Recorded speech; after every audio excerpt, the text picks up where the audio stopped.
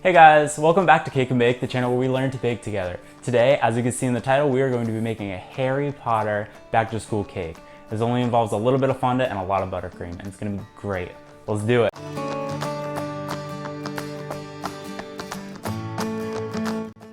First, I took my original 9x13 cake and cut it down to 8x5.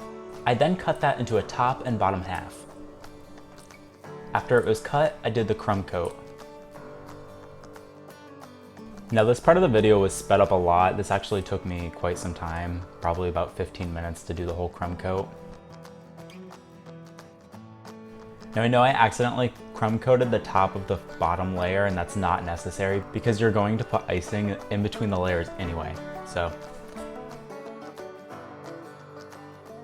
And I don't put a lot of frosting onto my crumb coat because I feel that just having a little bit of frosting and freezing it helps a lot.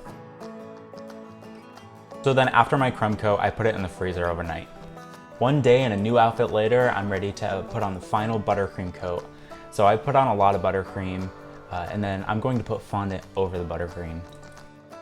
So this is actually my first time frosting a square cake, so I struggled a lot, and this actually took me probably about 30 to 45 minutes. So at this point, I'm taking one of my bench scrapers and I am making the book pages. Next, I rolled up my brown fondant and I cut a rectangle out of it. The way that I did this was I measured the cake and I cut 2 pieces of paper that were the size of the top of the book and the spine of the book. So that way I could just cut one big piece of fondant to lay over the top of the book and the spine of the book.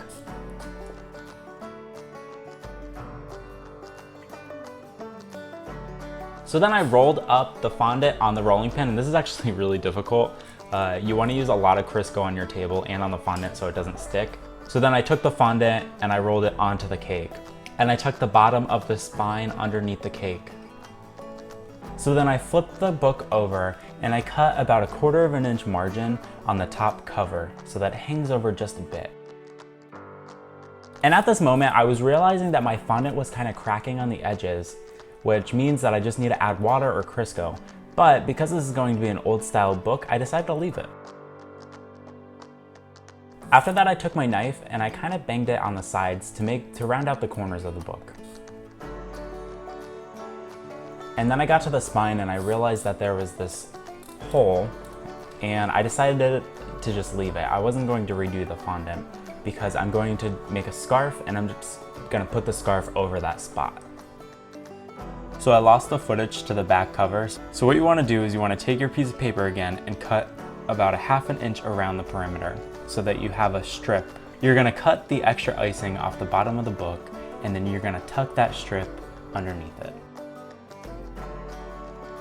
Next, I rolled out my red fondant and I cut it into a large rectangle by using a cake board.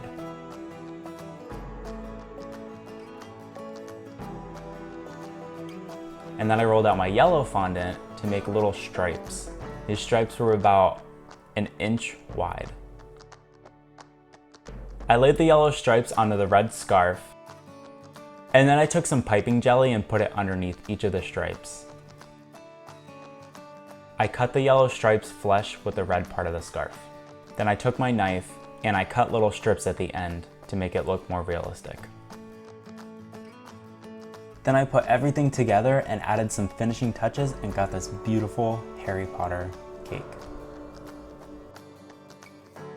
As always, thank you so much for watching. Don't forget to like this video, hit the subscribe button, and hit the little bell next to the subscribe button so you get all the notifications for my videos.